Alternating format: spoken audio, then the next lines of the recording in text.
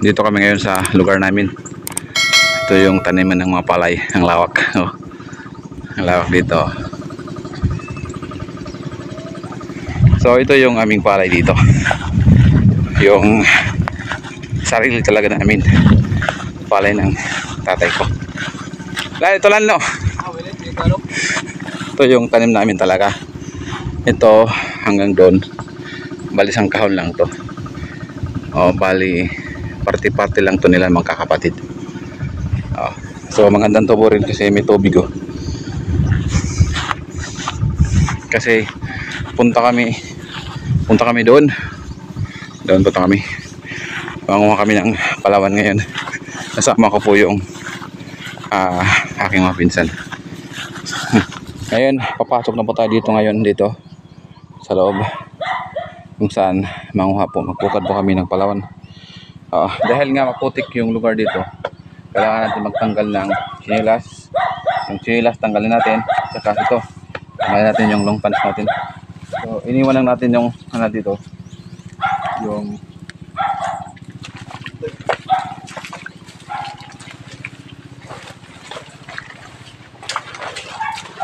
kasi dito po ngayon sinamahan ko po yung aking mga pinsan dahil dito sa loob nito sa masukal na lugar ay dito natin makita yung mga puno ng palawan. Tapos nag-kopras po kami ng niyog, which is pag sinasabing ko kopras, niyog talaga yan, di ba? So tuloy po tayo dito sa loob. Mula dito sa kopras ay iiwan muna namin yan ng sandali. Punta kami doon para sa pagkuha ng puno ng palawan, no? So ito yung videographer natin, si Lante. Guwapo to. So siya po ang hawak kayo ng camera hanggang sa mapunta tayo kung saan po tayo magkuha ng palawan. Okay.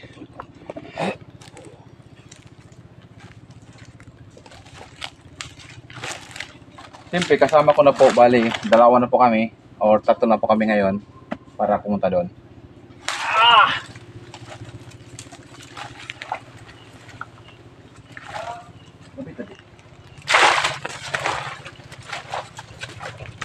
Maliban lang po sa kasama ko yung pinsan ko, kasama din po namin yung aso. Tapos yung ano palang aso nito? Whitey. Dito. Hindi yan humihiwalay sa amin. So sunod lang yan.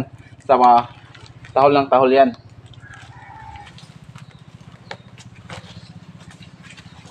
Mas maganda kasi dito naka-long pants. Yung mahaba yung pants natin, no? Saka or nakabotas din, mas maganda para safe po yung paa natin. Korean na lang, baka masugat po tayo, kaya every time na umapak tayo dito, pinapakiramdaman po natin yung ilalim.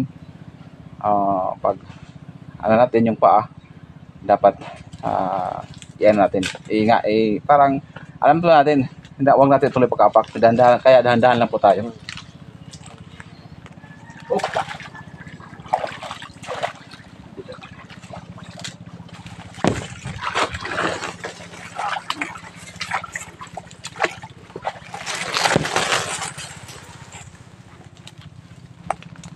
Dito na po tayo.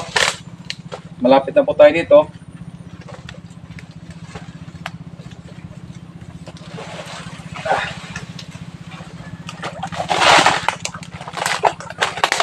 Nahirapan talaga tayo kasi medyo maputik at saka medyo malalim din.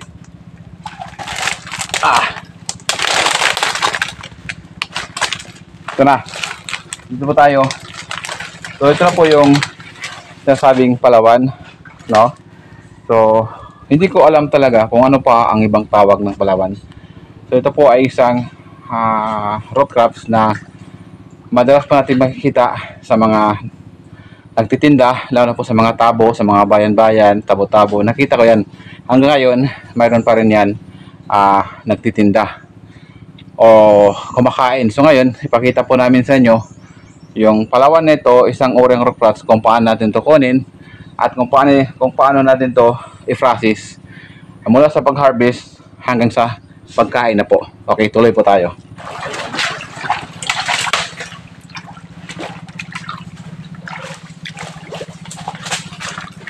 Ito po yung pinaka bulaklak niya.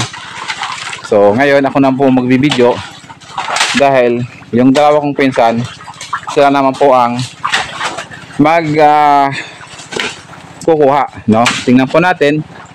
So kung makita nyo po dito, tabi-tabi po, ay pinuputol muna nila yung mga dahon, which is yung mga tangkay ay malalaki, no? So pinuputol muna nila yan bago nila kunin or parang kunin sa lupa, di ba? So ito na putol na po yung mga dahon. Wala na. So, ito dito sa ilalim na. Simulan po tanggal. So ito po yung palatandaan na pag matanda na po yung palawan na pwede po natin i-harvest. Ito po yung palatandaan. Ito po isang bulaklak. Pag makita niyo po itong bulaklak, yung hinahawakan ko, pwede po natin i-harvest yung palawan. So bulaklak ito ay matigas lang naman siya. Parang kahoy lang naman, no. Saka yung pinaka niya. Maganda tingnan, pinakatakip niya sa bulaklak. So hindi ko alam kung anong ori. Ito na. So tinutulak na po nila. So mahirapan kami dito kasi itak lang po yung ginagamit namin. Mas maganda may malapad po na parang yung naratara. Ito na. Ito na.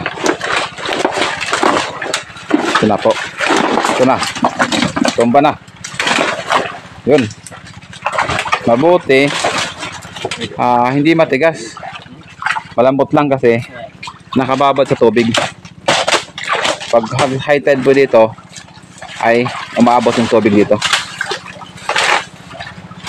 Parang malapit na po sa katotohanan.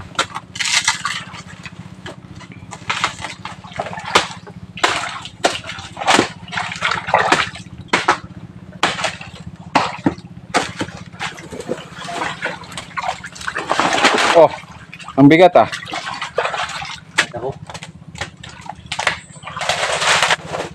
So ilagay na po sa ako yung nakuha namin na laman.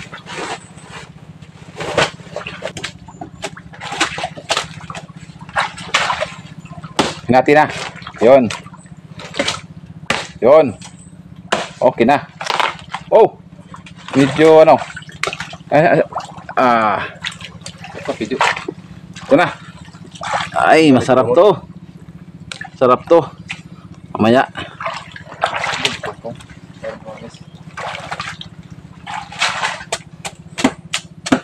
So, ito na po yung nakuha namin. Ay, lilinisan po natin. Ito po ay temporary lang muna sa paglinis kasi doon sa bahay namin ay lilinisan po namin to mamaya.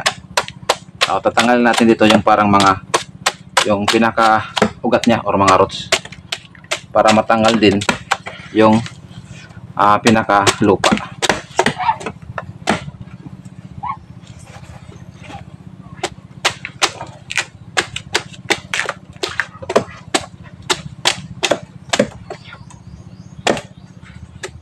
So ito na po yung nakuha namin. Ay sobrang hindi man siya gano'n kalaki, pero malaki-laki na rin po ito. Ang bigat nito, siguro abot po ito ng mga 8 to 10 kilos. So isang puno ito, sapat ito sa amin kasi biyak-biyakin pa ito namin bago isaing, bago lagain para kainin po namin mamaya. So abangan nyo po yung video namin mamaya kasi pagluto namin sa bahay, pakita din po namin sa inyo. Okay? So tuloy po tayo mamaya doon sa bahay namin. At ilagay po natin ito sa sako. Ito na, nakalagay na po yung sako. Okay. So tapos na po kami ito magbukad ng palawan. So babalik na po kami doon sa bahay namin. Ito na.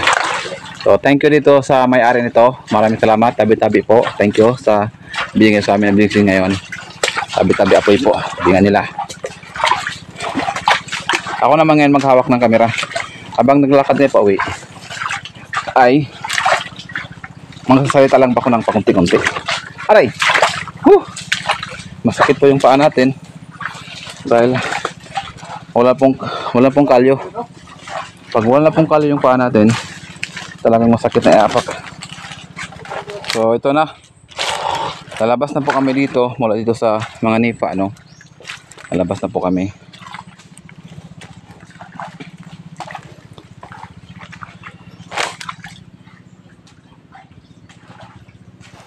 Putik talaga, grabe. Putik, oh.